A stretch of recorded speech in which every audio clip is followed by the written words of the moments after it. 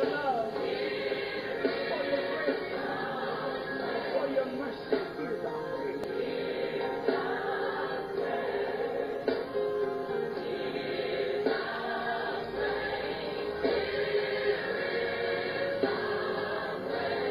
We love you, Father, and we declare that there's no one like you in all of heaven and earth. Here is our praise. Here's our praise. Here it is, Lord.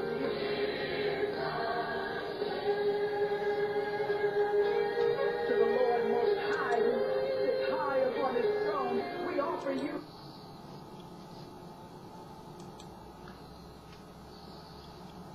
Hi, this is Gloria Keith again with Action Speaks. Thank you for joining me today to continue on with our timeline for gifted education. Today it's going to be a little different.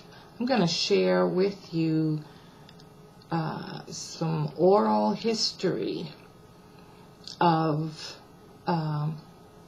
gifted, of a Black American gifted child.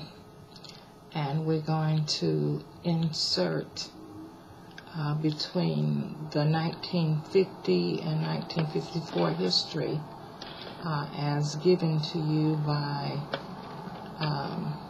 the writers, the authors of A Nation Deceived, How Schools Hold Back Our Brightest Students in America. Okay, so let's start. Being that this history moment is about myself as a young child, you will see a lot more of me closing my eyes, basically to remember what actually occurred during the time between 1952 and 1956. Okay?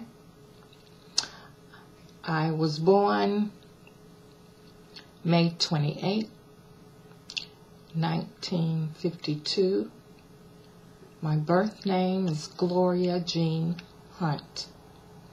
My mother's name is Effie Hunt.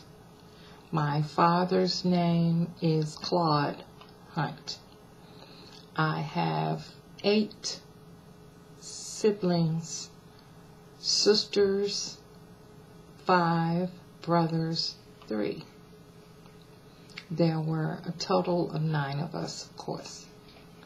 In 1952, I was born in Citizen Hospital in Talladega, Alabama.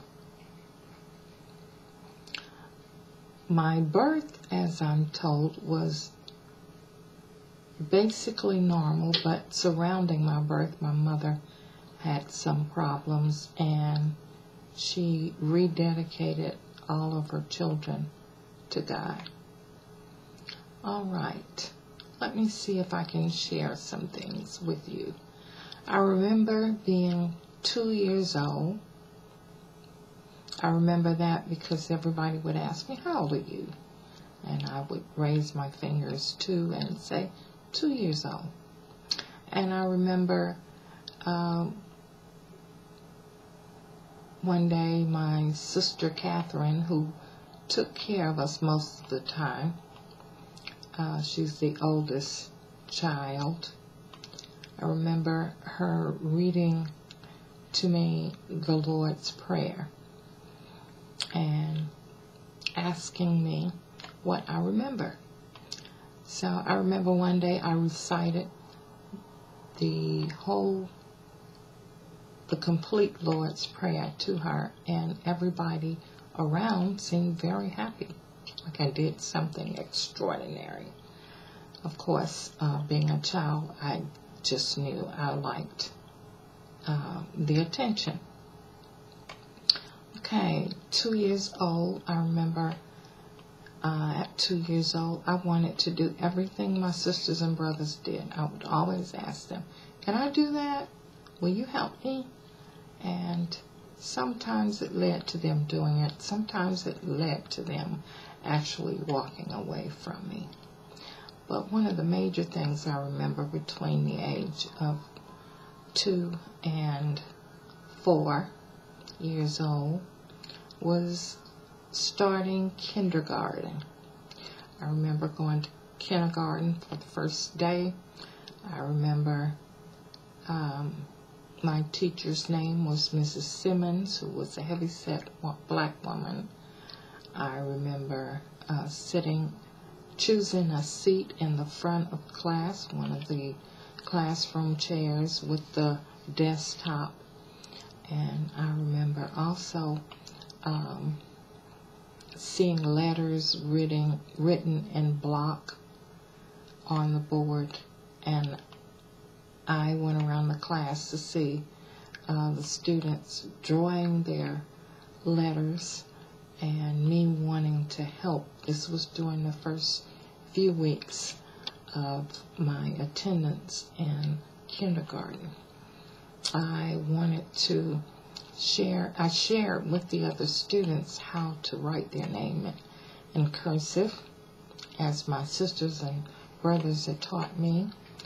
And I remember one day soon after that, my teacher, Mrs. Simmons, asking me to ride with her. And she drove me home, actually. And as we walked up the steps to my front door, Catherine came out. Cat, we call her Cat, came out the door, and Mrs. Simmons asked, was my mom there yet? Evidently, she had called ahead or sent a message ahead to have my mom meet her there at our home. And I remember her standing in the door and my mom coming up almost instantly after we walked up the steps. And she said to my mom, I need you to keep Gloria at home, or she needs to do something else because she's disturbing the class. She's interrupting the class. Because she evidently knows more than the other kids. And I call that being kicked out of kindergarten at the age of 4. So that wasn't actually a good thing for me. I thought that was the worst thing that could ever happen, because I would miss the friends that I made in school, and I liked the idea of being in the classroom and learning. But that was not to happen to me. I remember Mrs. Simmons saying to my mom, wait till the elementary school opens and you can enroll Gloria in the first grade. Of course, that would be a little longer than being in me. Of course, this is distress for me. But at any rate, I was home, and my sisters and brothers had to watch me while my mom worked, and I learned a lot from them during that time period. Thanks for listening today, and we'll have more information for you the next time we tape, and we'll take it from 1954 on our